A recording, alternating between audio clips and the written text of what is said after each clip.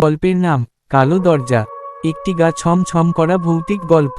ফিরে আসা। একটা ঠান্ডা বিকেল, আকাশে মেঘ জমেছে, দূরে গর্জন শোনা যাচ্ছে। তানভীর শহর থেকে বহু বছর পর ফিরে এসেছে তার পৈতৃক গ্রামে। পাকা রাস্তাগুলো কাঁচা হয়েছে, ছেলেবেলার মাঠগুলো আজ গাছগাছালিতে ভরা। তানভীর বলল, এত চুপচাপ কেন চারপাশটা? ছোটবেলায় তো এসব ছিল না। তার পাশেই হাঁটছিল ছোট ভাই সাব্বির। সাব্বির বলল, ভাইয়া, তুমি তো অনেকদিন পর এলেই। জানো না, দাদুর পুরনো বাড়িটা আজ আর কেউ যায় না। কেন? ওটা তো বিশাল সুন্দর বাড়ি ছিল। সাব্বির নিচু গলায় বলল, ওই বাড়ির দ্বিতীয় তলায় একটা কালো দরজা আছে। অনেকদিন আগে একটা মহিলা, মানে, ওখানে আগুনে পুড়ে গিয়েছিল। লোকে বলে সে এখনো ঘুরে বেড়ায়। তানভীর হেসে উঠল, ভৌতিক গল্প শুনে চুপ করে থাকবে বুঝি?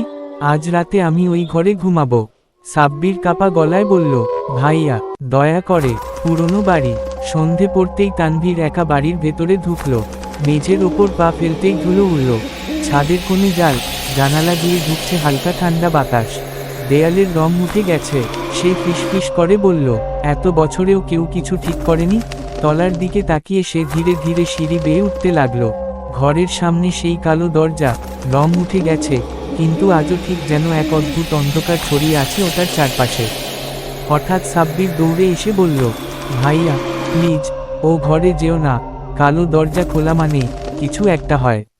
তানভীর রাগী গলায় বলল, তুমি এসব কুসংস্কার মানো, আমি না। সে ধীরে ধীরে দরজার কড়া চেপে ধরল। কিচ কিচ শব্দ করে দরজাটা খুলে গেল। কালো ঘরের ভিতর। ঘরের ভেতর অন্ধকার। তানভীর মোবাইলের টর্চ জ্বালাল। আলোটা পড়তেই সে দেখতে পেল, ঘরের মেঝেতে একটা পুরনো গোল বৃত্ত আঁকা, মাঝখানে ছাই ছড়ানো, আর পাশেই পড়ে আছে এক বিকৃত পুতুল। আয়নার দিকে তাকাতেই হঠাৎ চমকে উঠল। নিজের প্রতিবিম্ব নয়, দেখা যাচ্ছে এক ছিন্নভিন্ন মুখ, আগুনে পোড়া শরীর, আর হিংস্র এক চাহনি। সেই নারী ফিসফিস করে বলছে, আমাকে জ্যান্ত পুড়িয়েছিল ওরা, আমি মরিনি, ফিরে এসেছি, এবার তুই পুড়বি। তানভীর ঘর থেকে বেরোতে চাইল, কিন্তু দরজা নিজের থেকে বন্ধ হয়ে গেছে।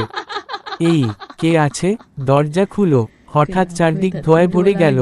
ঘরের প্রতিটি দেয়াল কাঁপছে, পুতুলটা নড়ছে, ছাই থেকে আগুন জ্বলছে, নারীর হাসি ঘরের প্রতিধ্বনিতে ভয় ছড়াচ্ছে।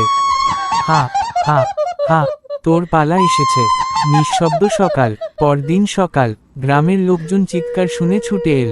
তানভীর পড়ে আছে উঠোনে, মুখ বিবর্ণ, চোখে আতঙ্ক।